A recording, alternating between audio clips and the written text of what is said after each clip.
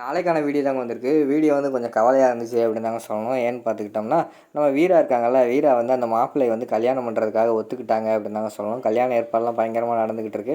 இந்த பக்கம் பார்த்தா நம்ம மாறன் குடிச்சிக்கிட்டு அட்டூழியம் பண்ணிக்கிட்டு இருக்காரு அப்படின்னு தாங்க சொல்லணும். அதெல்லாம் பார்க்குறப்போ நம்ம சேனலை மட்டும் மறக்காமல் லைக் அண்ட் சப்ஸ்கிரைப் மட்டும் பண்ணிடுங்க. ஃபஸ்ட்டு எடுத்தோடனே நம்ம இவங்க இருக்காங்கல்ல, வள்ளி இருக்காங்கல்ல, அவங்க வந்து ராமச்சந்திரன் கிட்ட சொல்லிக்கிட்டு இருக்காங்க, அண்ணே நீ பண்ணுறது தப்புண்ணே, என்ன இருந்தாலும் அந்த பொண்ணை கூப்பிட்டு நீ ஒரு வார்த்தை கேட்கணுண்ணே, அந்த பொண்ணு தானே வாழ போகிறது, அதனால் அந்த பொண்ணோட சம்மதம் வந்து கண்டிப்பாக வந்து வேணும் அப்படிங்கிற மாதிரி சொல்கிறாங்க. இங்கே பாரு, அதான் கண்மணி சொல்லிட்டால, கண்மணி யார், அந்த குடும்பத்தில் ஒருத்தி தானே, வீராவோட அக்கா. அவள் சொன்னதுக்கப்புறம் திருப்பி போய் அவங்ககிட்ட கேட்கணும்னு அவசியம் கிடையாது, சரியா? நீ எதையாவது பேசிக்கிட்டு இருக்காத அப்படிங்கிற மாதிரி சொல்லிட்டு வாயடைச்சிடுறாங்க. அடுத்து வந்து நம்ம வள்ளி வந்து யோசிக்காங்க, நீ இப்படியே பேசிக்கிட்டு கடைசியில் உன் மருமக பாரு உனக்கு குழிக்குள்ள தான் தள்ள போகிறா, அவள் பண்ணுற பிளான் எல்லாம் உனக்கு தெரியாமல் இருக்குது அப்படின்னு சொல்லிட்டு அந்த இடத்துலேருந்து வள்ளி வந்து கிளம்பிடுறாங்க. அடுத்த சீனில் வந்து நம்ம வீரா வந்து எப்படியாவது வந்து கல்யாணத்துக்கு வந்து ஒத்துக்கிற வச்சிடணும் அப்படின்னு சொல்லிட்டு அவங்க அம்மாவும் கண்மணியும் போராடிக்கிட்டு இருக்காங்க. வீரா வந்து ஒரு வாரத்தில் தலையில் கையை வச்சுட்டு உட்காந்துருக்காங்க. அம்மா பேசுமா அப்படிங்கிற மாதிரி வந்து கண்மணி சொல்கிறாங்க. உடனே அவங்க அம்மா வந்து சொல்கிறாங்க, என்ன வீரா தலையில் கையை வச்சுட்டு உட்காந்துருக்க, எதுவும் டீ போட்டு கொண்டு வரவா அப்படிங்கிற மாதிரி சொல்கிறாங்க. ஆமாம், இப்போ டீ ஒன்றுக்கு தான் குறைச்சலா, எனக்கு கல்யாணம் வேண்டாம் அவ்வளோதான் விடுங்கம்மா அப்படிங்கிற மாதிரி சொல்லிக்கிட்டு இருக்காங்க. ஏன்டி இப்படி பண்ணிக்கிட்டு இருக்க, கல்யாணம் பண்ணிக்கோடி, ராமச்சந்திரன் சார் பார்த்துருக்காரு, கண்டிப்பாக வந்து நல்ல மாப்பிள்ளையாக தான் இருக்கும், ஏன்டி இப்படி மிஸ் பண்ணுற, ஒவ்வொரு வீட்லேயும் அம்மா வந்து தான் மகன் வந்து நைட்டு தூங்குவான்னு அழகாக பார்த்துக்கிட்டு இருப்பாங்க, ஆனால் நீ வந்து வெளியில் வேலைக்கு போயிட்டு வீட்டுக்கு வருவியா என்னன்னு தெரியாமல் நான் அழுதுகிட்டு இருக்கேன்டி, அதெல்லாம் உனக்கு தெரியுமா அப்படிங்கிற மாதிரி சொல்லிக்கிட்டு இருக்காங்க. அம்மா நான் ஒன்றும் கஷ்டப்படலாமா, நான் எல்லா வேலையும் இஷ்டப்பட்டு தான்மா செஞ்சுக்கிட்டு இருக்கேன், எனக்கு ஒரு பிரச்சனையும் கிடையாதுமா, நீ ஒன்றும் கவலையப்படாத அப்படிங்கிற மாதிரி வீரா சொல்கிறாங்க. உடனே கண்மணி வந்து இதெல்லாம் சரியாக வராது, நம்ம வந்து காட்டத்தை கலைப்போம் அப்படின்னு சொல்லிட்டு, ஏன் வீரா கல்யாணம் வேணாம்னு சொல்கிறியா, யாரையாவது லவ் பண்ணுறியா சொல்லு அப்படிங்கிற மாதிரி சொல்கிறாங்க. ஏன்டி நான் இருக்கிற நிலைமையில யாரையாவது லவ் பண்ணிக்கிட்டா இருக்க போகிறேன், என்னடி இப்படி லூஸ்தனமாக பேசிக்கிட்டு இருக்க அப்படிங்கிற மாதிரி வந்து வீரா சொல்கிறாங்க. பிறகு கல்யாணம் வேண்டாம்னு சொல்கிறியா, எனக்கு அதான் டவுட்டாக இருக்குது, நீ லவ் பண்ணுறியா, எனக்கு லவ் பண்ணால் சொல்லு, நான்லாம் ராஜேஷை லவ் பண்ணலையா, அது மாதிரி உனக்கும் லவ் பண்ணால் சொல்லு அப்படிங்கிற மாதிரி சொல்கிறாங்க. அதுக்கடுத்து வீராவோட அம்மாவும் சொல்கிறாங்க, ஆமாடி வீரா நீ சொல்லிடு, நானாவது அவங்க வீட்டில் போய் பேசுகிறேன், உனக்கு கல்யாணமாக பண்ணி வைப்போம் அப்படிங்கிற மாதிரி சொல்கிறாங்க. அம்மா அவள் தான் தெரியாமல் பேசிக்கிட்டு இருக்கான், நீ என்னம்மா இப்படி பேசிக்கிட்டு இருக்க, அதெல்லாம் யாரையுமே நான் லவ் பண்ணலாமா அப்படிங்கிற மாதிரி வீரா சொல்கிறாங்க. அப்புறம் ஏன் வீரா நீ வந்து கல்யாணம் வேண்டான்னு சொல்கிற, நீ இப்படி வேண்டான்னு சொல்லும்போது எனக்கு என்னமோ நீ லவ் பண்ணுறது தான் தோணுது அப்படிங்கிற மாதிரி சொல்கிறாங்க. இப்போ என்ன, நான் வந்து கல்யாணம் பண்ணிக்கணும் அதுதானே, அதை விட்டு தேவையில்லாமல் லவ்னு சொல்லாதீங்க, நான் கல்யாணம் பண்ணிக்கிறேன் ஆளை விடுங்க அப்படிங்கிற மாதிரி சொல்லிடுறாங்க. இது போதும் எனக்கு அப்படின்னு சொல்லி டக்குன்னு வந்து கண்மணி வந்து ராகவனுக்கு கால் பண்ணுறாங்க. ஏங்க என் வீரா வந்து கல்யாணத்துக்கு ஒத்துக்கிட்டாங்க அப்படிங்கிற மாதிரி சொல்கிறாங்க. அதான் காலையிலே சொன்னேன்ல கண்மணி அப்படிங்கிற மாதிரி வந்து நம்ம ராகவன் சொல்கிறாங்க. இல்லைங்க இப்போ அவள் வாயாலே என்கிட்ட சொல்லிட்டா அப்படிங்கிற மாதிரி சொன்னவொடனையும், சரி நான் மத்தியானம் வீட்டுக்கு சாப்பிட வரட்டா அப்படிங்கிற மாதிரி கேட்காங்க. வாங்க அவங்களுக்கு பாயாசம் செஞ்சு தரேன் அப்படிங்கிற மாதிரி சொல்கிறாங்க. பாயாசம் மட்டும்தானா அப்படின்னு ரொமான்ஸ் பண்ண ஆரம்பிக்காங்க. அதெல்லாம் தூரத்துலேருந்து மாறன் பார்த்துக்கிட்டு இருக்காங்க. உடனே ராகவன் பக்கத்தில் வந்துட்டு, என்ன ராகவா, சில பேர் கல்யாணத்துக்கு முன்னாடி லவ் பண்ணுவாங்க, நீ கல்யாணம் பண்ணிட்டு குழஞ்சிக்கிட்டு இருக்கியே அப்படிங்கிற மாதிரி சொல்கிறாங்க.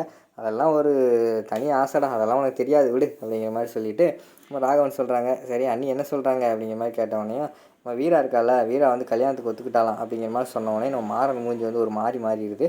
அதை பார்த்தவொடனே நம்ம ராகவன் வந்து கேட்காங்க, டே என்னடா ஒரு மாதிரி இருக்க, எதுவும் பிரச்சனையா அப்படிங்கிற மாதிரி கேட்காங்க. அதெல்லாம் ஒன்றும் இல்லைடா அப்படின்னு சொல்லிட்டு குருன்னு அந்த இடத்துலேருந்து போகிறாங்க.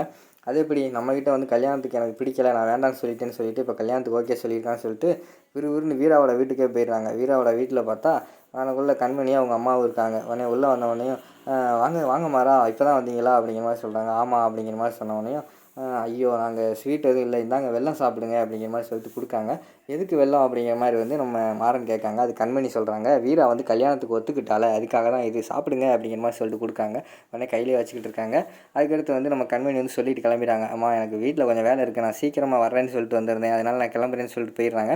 சரி தம்பி இருங்க, நான் வந்து உங்களுக்கு டீ போட்டு கொண்டு வரேன் அப்படிங்கிற மாதிரி வந்து கண்மணியோட அம்மா கிளம்பிடுறாங்க. அந்த இடத்துலேருந்து விறுவிறுன்னு நம்ம மாறன் வந்து வீரா இருக்கிற இடத்துக்கு போகிறாங்க. எதுக்கு ரூம்குள்ளே வந்த, யாரை கேட்டு வந்த அப்படிங்கிற மாதிரி சொல்கிறாங்க. நீ என்ன என் மனசுக்குள்ளே கேட்டா வந்த அப்படிங்கிற மாதிரி சொல்கிறாங்க. அதுவும் இது ஒன்றா அப்படிங்கிற மாதிரி வீரா கேட்காங்க. அதெல்லாம் எனக்கு தெரியாது, இப்போ எதுக்கு அங்கே வந்து கல்யாணம் எனக்கு வேண்டான்னு சொன்னேன், இப்போ இங்கே வந்து கல்யாணம் இப்போ நான் பண்ணிக்கிறேன்னு சொல்லியிருக்கேன், எதுக்கு அப்படிங்கிற மாதிரி கேட்காங்க. அது என்னோடய விருப்பம், என் குடும்ப விருப்பம், எங்கள் வீட்டில் வந்து எனக்கு மாப்பிள்ளை பார்க்காங்க, ஒத்துக்கிறதும் கல்யாணம் பண்ணுறதும் பண்ணாமல் இருக்கிறதும் அது என்னோடய விருப்பம், அதை நீ சொல்லக்கூடாது அப்படிங்கிற மாதிரி சொல்லிகிட்டு இருக்காங்க. அதை சொல்லக்கூடாதா, அப்படி ஆகி போச்சா, ஓ மாதா என்ன இப்படி இந்த பொண்ணை தான் லவ் பண்ணு எனக்கு சம்மதம்லாம் கொடுத்தா, இப்போ பார்த்தா அந்த பொண்ணு வேறு ஒரு பையனை கல்யாணம் பண்ணிக்க போதே அப்படின்னு சொல்லிட்டு அந்த இடத்துல ஃபீல் பண்ணுறாங்க.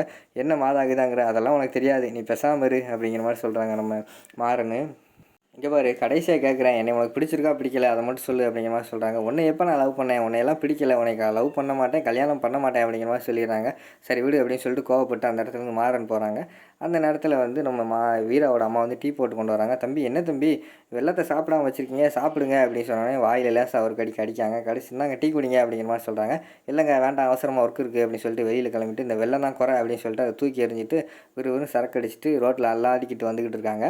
அந்த நேரத்தில் அங்கிட்டு இருந்து பார்த்தா அவன் வீரா வந்து ஆட்டோ ஓட்டிகிட்டு நைட் நேரத்தில் வந்துக்கிட்டு இருக்கிற மாதிரி காட்டுறாங்க. வர்ற நேரத்தில் பார்த்தா இவங்க வந்து அங்கிட்டும் இங்கிட்டும் ரோட்டில் அலைஞ்சிக்கிட்டு இருக்கார்ல வீரா, அதை பார்த்தோன்னே என்ன இவன் இப்படி நைட் நேரத்தில் சரக்கடை சுற்றிட்டு திரிறான், இவன் திருந்தவே மாட்டான் அப்படிங்கிற மாதிரி வந்து நம்ம வீரா யோசிச்சுக்கிட்டு இருக்காங்க. அந்த இடத்துல மாறனோட செருப்பேற கலந்து விழுந்துருது. அதை கூட அவரால் போட முடியல. என்ன வீரா தான் என்னை விட்டுட்டு போயிட்டா, நீ என்னை விட்டுட்டு போகலான்னு நினைக்கிறியா அப்படிங்கிற மாதிரி சொல்லிட்டு செருப்பை போட்டு நல்லா ஆடிக்கிட்டு வராங்க. ரோட்டில் விறுவிறுன்னு வந்து நம்ம வீராவோட ஆட்டோ கண்ணாலே விழுகிறாங்க. ஓ நீயா வீரலட்சுமி வாங்க வாங்க வெளியில் வாங்க அப்படிங்கிற மாதிரி சொல்கிறாங்க. என்ன நீ திருந்தவே மாட்டியா அப்படிங்கிற மாதிரி சொல்கிறாங்க. நான் எதுக்கு திருந்தணும், நான் குடிப்பேன் குடிக்காமல் இருப்பேன் என்ன செய்வேன், நீ என்ன என் பொண்டாட்டியா, அதெல்லாம் நீ கேட்கக்கூடாது அப்படிங்கிற மாதிரி சொல்கிறாங்க. ஓ அப்படியா அந்தளவுக்கு ஆகிப்போச்சா அப்படிங்கிற மாதிரி வீரா கேட்காங்க. ஆமாம் நீ தான் என்னை லவ் பண்ணல சொல்லிட்டேல, இனி நான் என்ன பண்ண உனக்கு, நம்ம வேலையை பார்த்துட்டு போய்கிட்டே இரு அப்படிங்கிற மாதிரி சொல்கிறாங்க. சரி நான் கிளம்புறேன், நீ என்னமோ பண்ணு போ, ஆமாம் நீ போ, நான் மாதா கிட்ட பேச போகிறேன் அப்படின்னு சொல்லிட்டு சரக்கை போட்டுக்கிட்டு அங்கிட்ட அணைக்கவும் மாறன் வந்து தள்ளாடி நடந்து போய்கிட்டே இருக்கிற மாதிரி காட்டிக்கிட்டு இருக்காங்க.